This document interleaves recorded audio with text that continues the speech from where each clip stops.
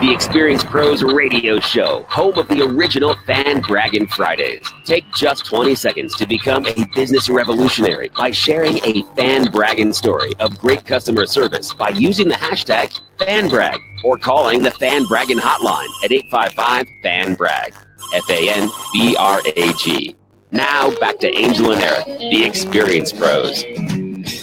Hey, welcome back to the Experience Pros Radio Show, home of positive business talk. Thank you for tuning in. It is our distinct privilege to have you as our listeners. If you've listened to this program for any period of time, you know that there are two very different hosts. Angel, of course, who is not here today, out in San Diego speaking, who is sweet and polite and organized and all things analytical.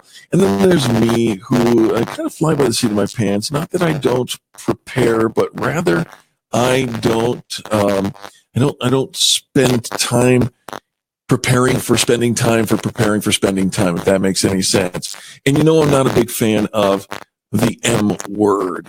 Well, our next guest is going to help us understand this, but let's set the stage here. Upper management in business spend half their time in meetings, all too often filled with fidgeting, arguing, blank stares and shrugs, and facilitators that drone on and on and on. Work runs on meetings, but too many meetings run our workdays into the ground. So says our next guest. And I'm excited to introduce you to Dr. Rick Brinkman. He's a leadership and communications expert who teaches curious communication for leadership, teamwork, customer service, and effective meetings. Since 1987, he's performed more than 4,000 programs in 17 countries, sharing his insights on human behavior and strategies for practical communication. He's also known for educating through entertainment, using humor and storytelling to make the learning more memorable. Mary Poppins said, "A spoonful of sugar helps the medicine go down." Dr. Brinkman, you are our spoonful of sugar today. How are you? All right, I'm great, and it's a pleasure to be here at this meeting with you. I'll tell you what, I think it's fortuitous that Angel is not here to sidetrack our conversation, because you and I are going to agree right from the beginning. What's the problem with meetings? They fall into four categories of problems. It's preparation, people, process, and time. Preparation can include questioning the meeting's existence. Really, should we even be meeting about this? It includes creating an agenda that actually is functional. People are things like, know-it-all behavior, where they want to tell you how much they know and go on, or people who are whiny and negative and they're always looking at what's wrong. Process. Is there a process to speak? Usually what happens is a meeting is some people talk too much and others don't talk enough. And then time, last but not least, is got to be respected. Meetings really need to start on time and end on time. People have other things to do.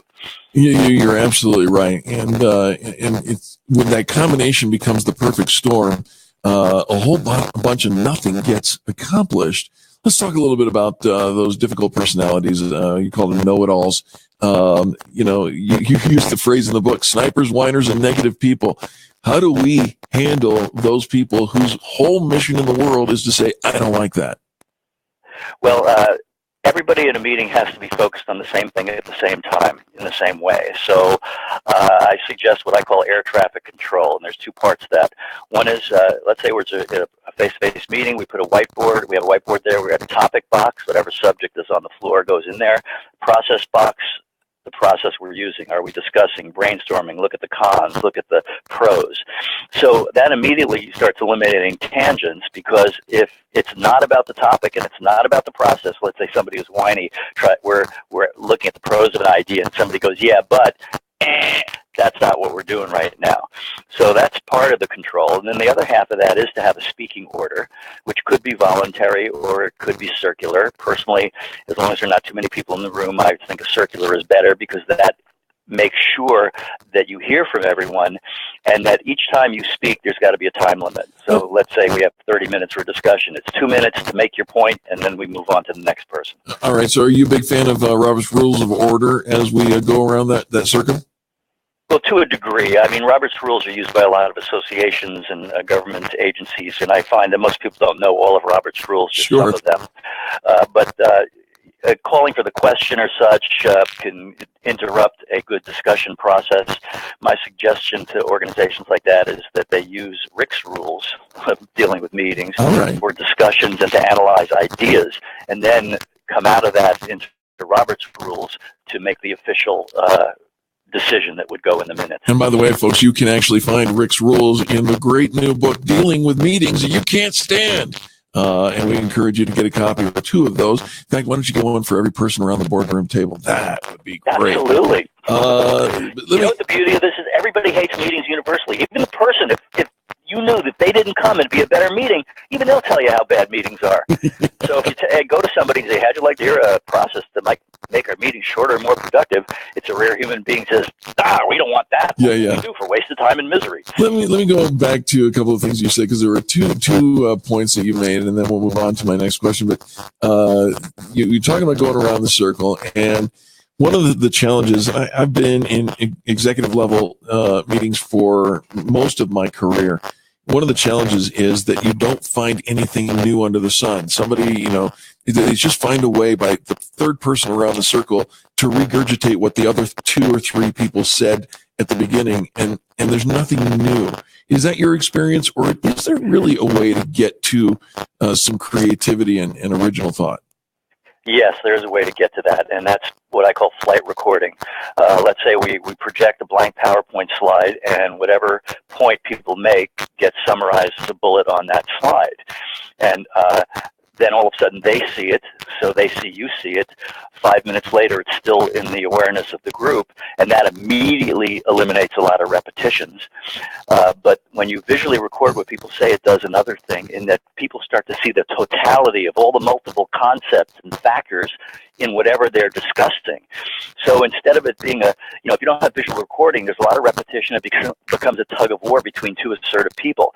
But if everybody's making a point and we see all the points, then we arrive at what I call holographic thinking, where the group is really thinking in 3 dimensions and they're taking all factors into account. Rick, that's the first time I've ever heard anybody suggest that they're actually taking notes and projecting those notes on a meeting, recording the meeting as it's happening. And I think that you've obviously thought it out.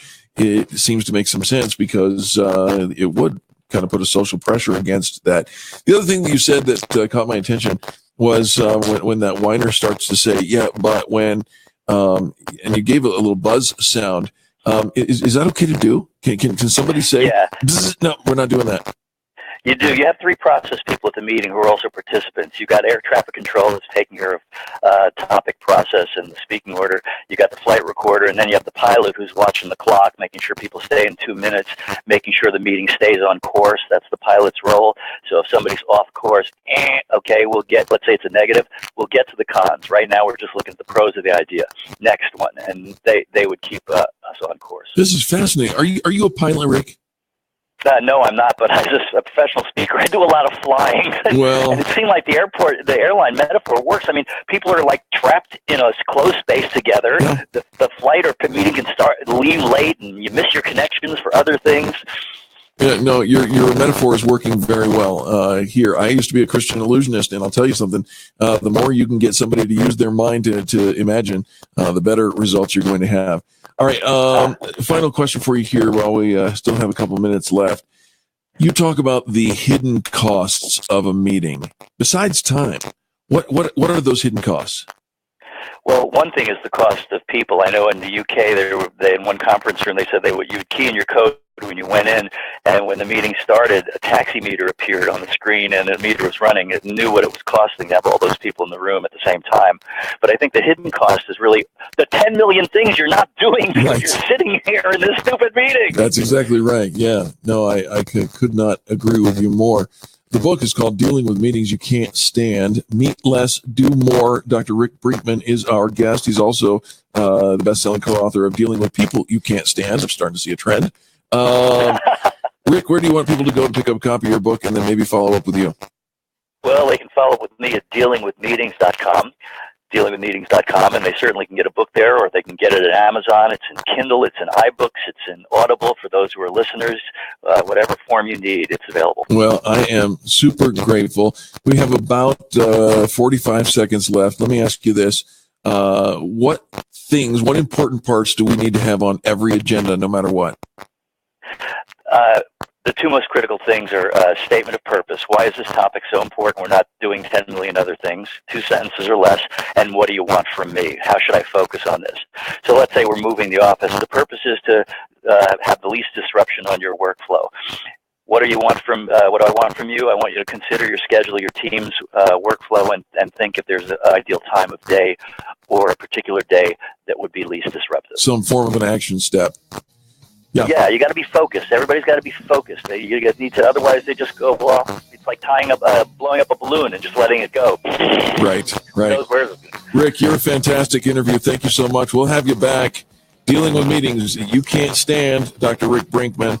Folks, don't go anywhere. More positive business talk just on the other side of these messages. You're listening to the Experience Pros Radio Network.